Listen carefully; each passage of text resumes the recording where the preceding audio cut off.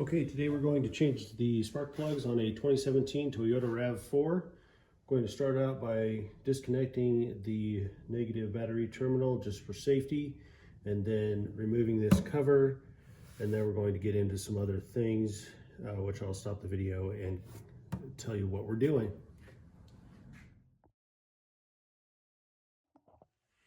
Okay, we have the cover off. I've just set it off to the side here. Now we're going to take the coil packs off. For those of you who don't know what coil packs are, basically your computer is sending a signal to the coil packs, and that is firing the spark plug.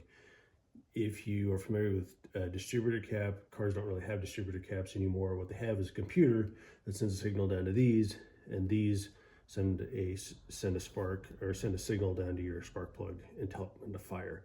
That's the easiest way to explain what these guys do. It's supposed to be more efficient, and probably is. I'm not a scientist, but that's the next step. Once we get these off, we can get down to the spark plugs.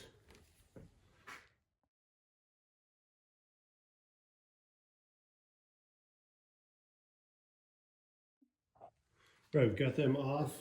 If you can see, I have them in a specific order laid out right here. I don't want to get them out of order. There is no difference between them, but it's just something I like to do, to put everything back exactly where it went. I did have to unhook them. They can't be pulled out without unhooking a bunch of other stuff that would just be a pain in the rear to get back in. It's also zip tied in up against the engine. So now we can start taking spark plugs out. Now I do have a socket with a sleeve on the inside. The sleeve is going to allow us to pull those spark plugs out and put them back in without letting them slip back into the engine.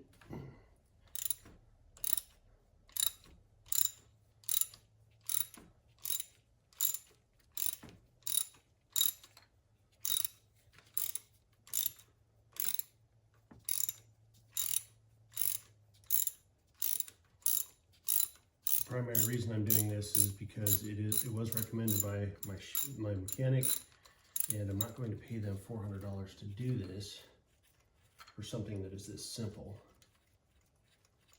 My vehicle is currently at 106,000 miles, and that's a pretty good run for a spark plug.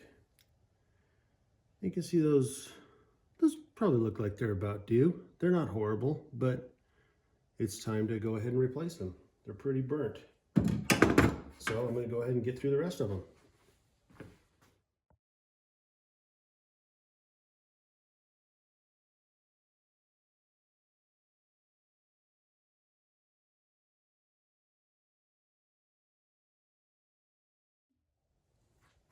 Okay, we've got the old spark plugs out, and it's time to put the new ones in. So, grab them out of the box. I kind of got the mid-range, the auto light from, with AutoZone, or I don't know, one of the stores that look exactly the same from the outside. So we're going to take these spark plugs, put a little of the anti-seize lubricant on them. Always a good idea if you can get it open.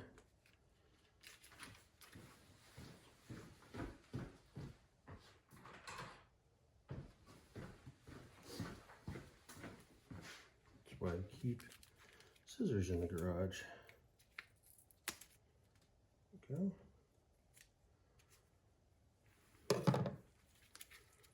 They have a little anti-seize on there.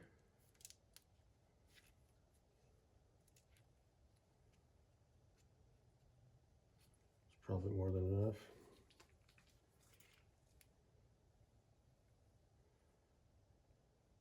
Keep it from locking up and being hard to get out of there like they were when I was trying to remove the old ones. And you know what I forgot to do? Check whether or not these were gapped properly. Duh. Okay, back in a moment. Okay, so I found the Binford Gapilator 6100, and I will gap these spark plugs accordingly. All right, here we go. Owner's manual. Spark plug gap. Appropriate gap is 0.043 inches.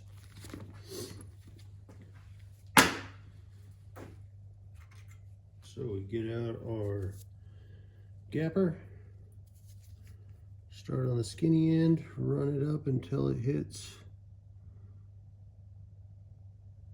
right there.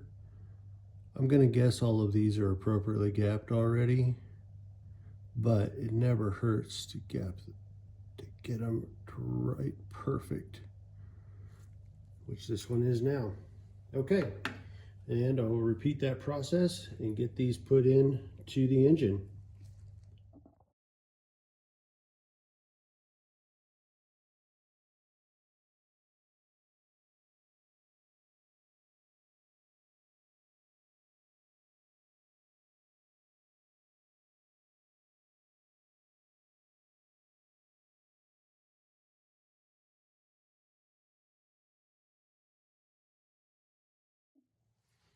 Okay, going back to regular speed on these, because I did not mention one tip that you definitely want to remember when you're doing spark plugs. Spark plugs aren't like tightening down a regular bolt or a lug nut or something like that.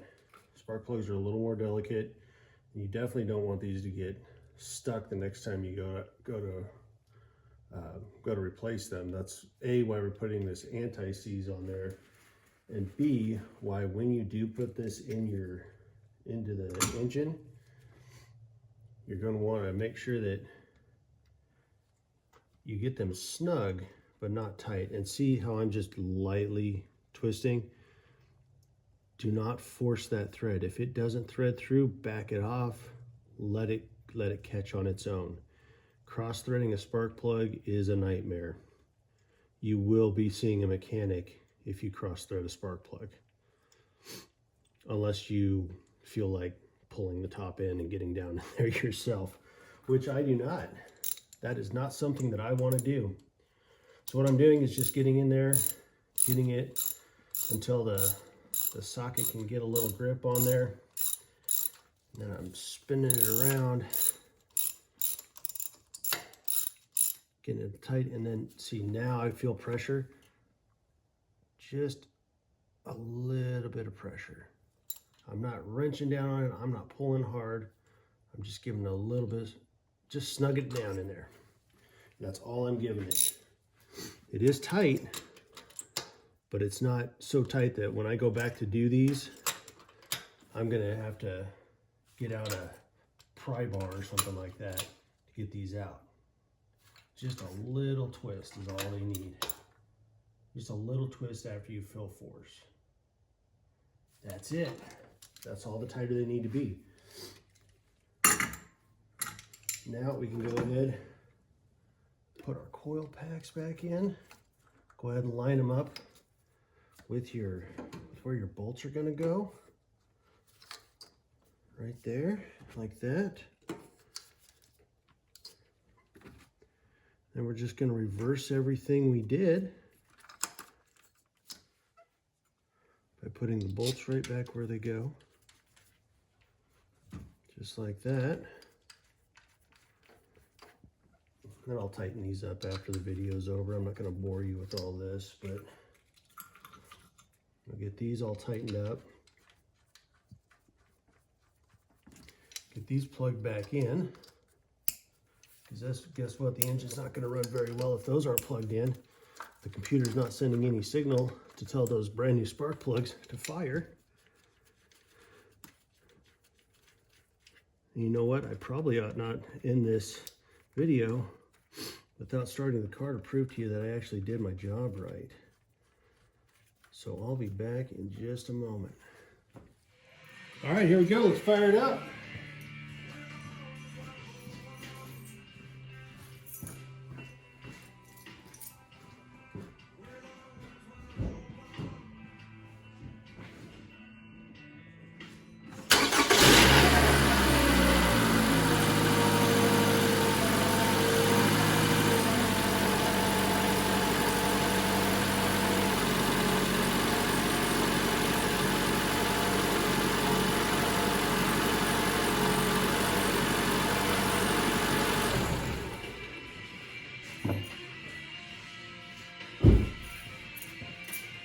Running smooth. There you go. That's all there is to it. Change your own spark plug, save yourself $400.